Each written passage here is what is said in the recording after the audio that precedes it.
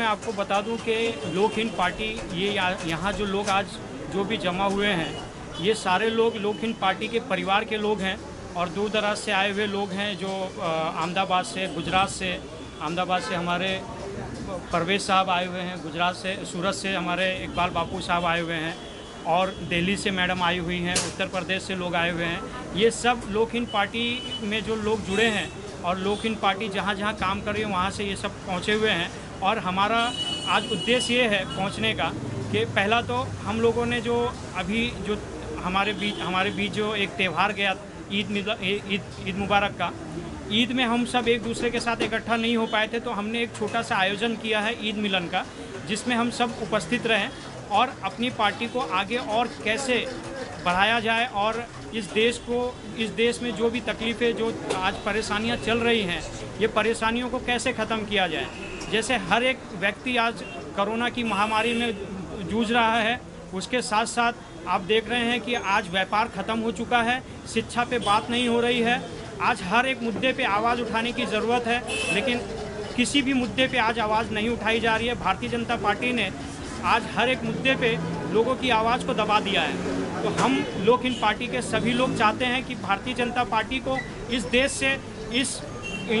से उखाड़ फेंकें। इस वजह से हम यहाँ इकट्ठा होकर एक ऐसा हमारा रणनीति चल रही है, एक ऐसा हम प्लान कर रहे हैं कि आगे आने वाले इलेक्शन में लोक हिंद पार्टी के जब लोग जो परिवार के जो लोग हैं वो जब इलेक्शन लड़ेंगे तो उसे कैसे, उसकी तैयारी कैसे की जाए और भारतीय जनता पार्टी जो आज जनता के, आज गरीबों के खिलाफ काम कर रही है, उसे कैसे निकाला जाए, कैसे ख़त्म किया जाए। इस कई मुद्दों पे हमने काम भी शुरुआत कर दी है। जैसे कि महिलाओं के सम्मान की अगर बात की जाए तो महिलाओं के सम्मान में आप लोग देख रहे होंगे कि जहाँ कहीं पे भी महिलाओं की बात की जाती है वहाँ महिलाओं का सिर्फ बात होती है, वहाँ सम्मान नहीं होता, क्योंकि भारतीय जनता पार्टी के अंदर ही उनके MP MLA जो हैं, उनके जो विधायक हैं, उनके कम से कम 40 विधायकों के ऊपर रेप केस चल रहा है, जिसके वजह से भारतीय जनता पार्टी उस पर आवाज़ नहीं उठाती और सुप्रीम कोर्ट, उच्च न्यायालय उस पर जजमेंट नहीं ला रहा है। तो हमने सरकार से ये मांग की है कि सरकार अगर हो सकता है तो महिलाओं के लिए ऐसा एक GR लाए, ऐसा एक कानून लाए जिस GR में महिलाएं अपनी सुरक्षा खुद कर सकें। हमने सरकार से मांग की है कि जैसे सिख समुदाय को एक कृपाल दिया जाता है, एक औजार दिया जाता है, ऐसे औजार हर एक भारत की महिलाओं को, चाहे वो हिंदू हो, चाहे मुसलमान हो, सिख हो या ईसाई हो, भारत की हर एक महिलाओं को ऐसा एक कृपाल दिया जाए, एक हथियार दिया जाए जिससे वो अपनी सुरक्षा खुद कर सकें। साथ ही साथ हमने मांग की सरकार से कि भारत के अंदर जो हमारे बाबा साहब आम्बेडकर का संविधान जो लागू है, जो 1947 के बाद देश आज़ाद होने के बाद 1950 में जो संविधान लागू किया गया, उस संविधान को घर घर तक पहुंचाने के लिए बात की गई, लेकिन आज भी घर घर में बात सिर्फ की गई है, आज भी घर घर में कानून नहीं पहुंचा। तो हमने सरकार से मांग की है कि हर एक विषय पे आप अगर सब्जेक्ट पे पढ़ाई करते हैं तो आज संविधान की भी पढ़ाई हर स्कूलों में होनी चाहिए। तो एक सब्जेक्ट ऐसा लाया जाए जिस सब्जेक्ट में सिर्फ संविधान पढ़ाया जाए, ताकि हमारे देश का नौजवान बच्चा संविधान पढ़े और कानून को जाने, ताकि हमारे देश का अपराध कम हो जाए। ये भी एक मांग की हुई है हमने अपनी लोक हिंद पार्टी के माध्यम से। ऐसे और कई हमने शुरुआत की है और हमारे साथ काफ़ी लोग जुड़ चुके हैं। आज 7 से 8 हज़ार लोग हमारे साथ महाराष्ट्र में जुड़े हुए हैं और हर एक व्यक्ति बदलाव चाहता है। तो लोक हिंद पार्टी आपके बीच है, बदलाव आपके सामने है, पहचानना आपको है और हमारे साथ जुड़िए, हमारे साथ चलिए। आने वाला वक्त होगा वो हमारा होगा। जय हिंद, जय भारत। सर, आप एक बात और जानना चाहेंगे कि काफ़ी सालों से आपकी ये जो पार्टी जद्दोजहद कर रही है, तो अभी तक कहाँ तक जो ये जद्दोजहद में आपके शामिल है? देखिए, महाराष्ट्र के अंदर अगर आप देखेंगे तो कम से कम 7 से 8 हज़ार लोग हमारे साथ महाराष्ट्र में हैं और पिछली बार शायद मैं जहाँ तक देख रहा हूँ कि शायद आज़ाद मैदान के अंदर जो हमारा किसान आंदोलन, कृषि कानून के ऊपर जो हमारा आंदोलन हुआ था, शायद आपने ही हमें कवर किया था। तो वो तो प्रमाण देने की ज़रूरत है नहीं, शायद आप खुद थे वहाँ पे और काफ़ी मीडिया ने हमको कवर किया था। कृषि काला कानून क्या है उसको बताने के लिए हमने पूरे महाराष्ट्र के अंदर कई जगहों पे आंदोलन किया और लोगों को बताया कि कृषि काला कानून जो है वो भारत के लोगों, भारत के किसानों के लिए और भारत के गरीबों के लिए नुकसानदेह है और इसे लागू नहीं होने देना चाहिए। इस विषय पे हमारा और भी आगे प्लान चल रहा है कि जैसे बॉर्डर पे, दिल्ली के बॉर्डर पे राकेश टिकैत साहब बैठे हुए हैं, वैसे महाराष्ट्र के बॉर्डर पे हमारे लोक हित पार्टी के लोग आंदोलन करेंगे और ज़रूरत पड़ी तो राकेश टिकैत साहब भी आएंगे यहाँ से लेके गुजरात तक।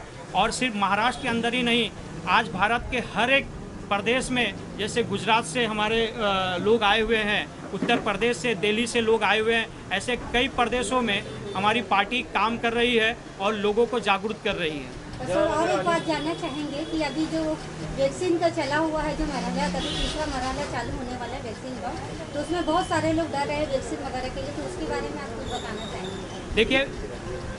देखिए, टिप्पणी इस पे अगर ना की जाए तो ज़्यादा बेहतर होगा, क्योंकि आप लोगों को शायद मालूम होगा कि पिछली बार हमने कोरोना को लेके कुछ टिप्पणी की थी, कोरोना की सच्चाई हमने देश को बताने की कोशिश की थी, तो मेरे YouTube चैनल को बंद कर दिया गया, मेरे फेसबुक को ब्लॉक कर दिया गया और मेरे ऊपर केस लग गया। वो तो भगवान की दया है, ऊपर वाले की दुआ है कि क्योंकि ये जो सरकार है, ये सरकार आज सच्चाई बोलने पे इन्हें से लगा देती है और हम सच बोलने पे पीछे नहीं हटते। बस एक केस लग गया जिसके वजह से हमें थोड़ा सा इशारों में बात करना पड़ता है। बाकी जो भी सच्चाई है वो सभी जानते हैं। वैक्सीन लगाना चाहिए या नहीं लगाना चाहिए ये आप पे डिपेंड करता है। ये आप खुद समझदार हैं, आप खुद समझ सकते हैं कि लगाना है या नहीं लगाना है। आप वैक्सीन लगा रहे हैं तो आपके अंदर शरीर में क्या जा रहा है वो आप खुद जानते हैं, तो इशारों में समझ जाए तो ज़्यादा बेहतर होगा। सर, अगर हम बात करें बीएमसी चुनाव की, तो आपकी पार्टी जो रणनीति बना रही है, तो मेन आपका फोकस और मेन आपका मैनिफेस्टो क्या होगा? पूरे महाराष्ट्र के अंदर इस समय जो 2022 फरवरी में जो इलेक्शन आने वाला है नगर सेवक का, उसमें पूरे महाराष्ट्र में लोक हित पार्टी टिकट देने वाली है और जहाँ कहीं से भी लोग टिकट लेके लड़ना चाहें वहाँ लोक हित पार्टी उन्हें टिकट देगी। और लोक हित पार्टी ने एक शुरुआत की है। पहले तो मैं आपको बताता चलूँ कि ये बिज़नेस नहीं है, राजनीति को बिज़नेस बना दिया गया है। 1947 के बाद हमने राजनीति को बिज़नेस समझा, या 1980 के बाद जब बिजनेसमैन यहाँ आए तो इस राजनीति को बिज़नेस बना दिया गया, जहाँ आम जनता को उनके हक अधिकार को नहीं देने के लिए उन्हें 1 से 2000 उनकी औकात लगाई गई और वो 2000 रुपया देने के बाद उनका हक अधिकार ये बिजनेसमैन छीन लेते हैं। ये हमारे और आपके जैसे राजनेता या हमारे आपके जैसे समाज सेवक नहीं है, ये बिजनेसमैन है। हम सेवा करने आए हैं। इस देश में हम भी चाहते हैं बदलाव हो, इसलिए हम लोग वो रणनीतियों को ख़त्म करके आज जहाँ ज़रूरत है वहाँ आपको पैसा लगाना है, जहाँ ज़रूरत नहीं है वहाँ पैसा नहीं लगाना है। 2-3 ऐसी जगह है जहाँ पे आपको पैसा लगाना पड़ता है, जिस वजह से हमारे देश में लोगों के अंदर एक अलग भावनाएं आ चुकी हैं। जैसे इलेक्शन के वक्त जो भी अपने हक अधिकार को बेचता है, जो इलेक्शन के वक्त में अपन वोट देने के समय में अपने आप को 1 से 2000 में बेचता है, उस कानून को, उस चीज़ों को ख़त्म करना है। वो अपने जहन से आप निकाल दीजिए कि हम जब तक पैसा नहीं लेंगे तब तक हम वोट नहीं देंगे। ये आप ख़त्म कर दीजिए, क्योंकि लोक हित पार्टी इसके खिलाफ़ है।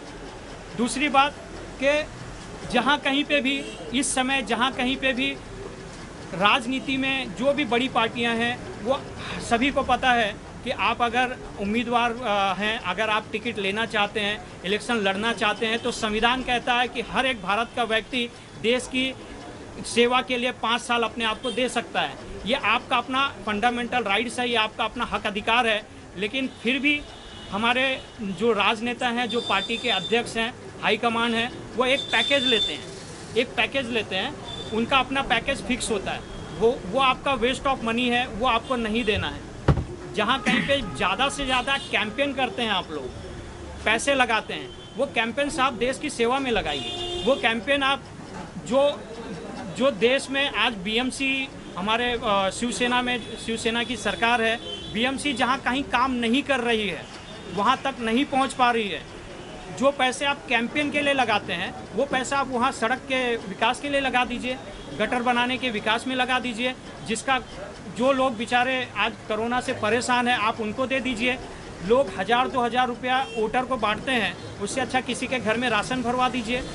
जो सेवा है, असली सेवा है वो करिए आप। पैसा बांट के अगर आप वोट जीतेंगे तो फिर देश को लूटेंगे ही ना, देश को बेचेंगे ही ना। तो ये देश को बेचने वाली जो रणनीतियाँ बनाई गई थी, इसको ख़त्म करना है और सेवा भाव से राजनीति में आना है हम लोगों को। और सेवा भाव से जब आप राजनीति करेंगे तो ये देश का उद्धार होगा, तो ये देश आगे जाएगा। नहीं तो हमारे देश को कुछ लोगों ने तो 75% बेच दिया है, बचा कुछ अब जो है वो सब ये बिजनेसमैन बेच देंगे और हम और आप फिर गुलाम हो जाएंगे। और पहले हम गोरे अंग्रेज़ों की गुलामी कर रहे थे, अब काले अंग्रेज़ों की गुलामी होगी।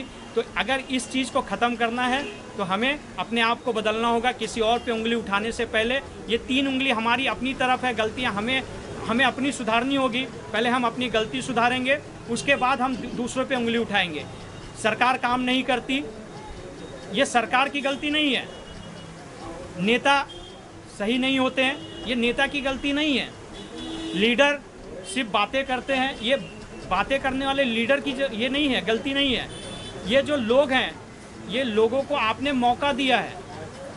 ये जैसे आप गलत बोलते हैं वैसे आप उनको सही बोल सकते हैं। जिन नेताओं को आप वोट देते हैं, जिस पार्टियों को आप वोट देते हैं, उस पार्टियों से पहले आप 1000 रुपया लेते हैं, 2000 रुपया लेते हैं। फिर किस उम्मीद से आप उनसे कहते हैं कि आपने विकास नहीं किया, आपने काम नहीं किया। जो आदमी 1.5-2 करोड़ रुपया अपने इलेक्शन के वक्त में खर्चा करता होगा, वो आदमी पहले अपना कवर करेगा या पहले देश की सेवा करेगा या गरीबों का काम करेगा? या जिस नेताओं को आप कहते हैं कि ये नेता गलत है, ये मंत्री गलत है या ये लीडर गलत है, वो गलत होगा ना साहब, क्योंकि मौका तो आपने दिया है। ये मौका आप जब उनको देना बंद कर देंगे, ऑटोमेटिक वो काम करेगा। और नहीं तो फिर अगर आपको लगता है कि ये मंत्री, ये नेता या ये लीडर काम नहीं कर रहा है तो उसको री इलेक्शन करवाइए। आज भारतीय जनता पार्टी आपको लगता है काम कर रही है तो उसका आप देख ही रहे हैं काम कर रही है या नहीं कर रही है। अगर आपको लगता है नहीं कर रही है तो री इलेक्शन करवाइए। 5 साल का प्रोविज़न, ऐसा जो प्रोविज़न बनाया गया है, क्या जनता चाहे तो ख़त्म नहीं हो सकता है? अगर जनता चाहे तो सब कुछ हो सकता है। जो जनता आज सरकार बना सकती है वो जनता री इलेक्शन भी करवा सकती है। री इलेक्शन की मांग करिए। जो भी आपका MP MLA काम नहीं करता, उस शहर में, उस देश में या उस प्रदेश में वापस इलेक्शन करवाइए।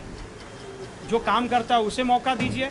हम काम करने आए हैं, हमें एक बार मौका देखिए अगर काम नहीं होता है तो फिर आप जो कहेंगे हम वो करेंगे। सर एक बात और, बिजनेस बना दिया गया है, तो ये चीज़ें मुझे बहुत असर रही थी। लेकिन लॉकिंग पार्टी का इतना ट्रांसपेरेंट जो चेहरा है कि यहाँ ना करप्शन है, ना कोई घूस है, ना कोई लागवग है। यहाँ एक ही चीज़ देखी जाती है कि इलेक्शन लड़ने वाला जो भी कैंडिडेट हम खड़ा करते हैं, सबसे पहले वो प्रामाणिक होना चाहिए, सबसे पहले वो देशभक्त होना चाहिए। अगर ये 2 खूबियाँ उसके अंदर है, चाहे वो अजनबी आदमी क्यों ना हो, लेकिन हमारी पार्टी उसको टिकट देगी। ये भावना मुझे बड़ी अच्छी लगी, इसके लिए मैं इस पार्टी के साथ में हूँ और अपनी ज़िंदगी भर इंशाल्लाह इस पार्टी के थ्रू मैं जितनी भी हो सके इस देश के लिए सेवा करने के लिए पूरी कोशिश करूँगा। आप सबका साथ सहकार अनिवार्य है मेरे लिए।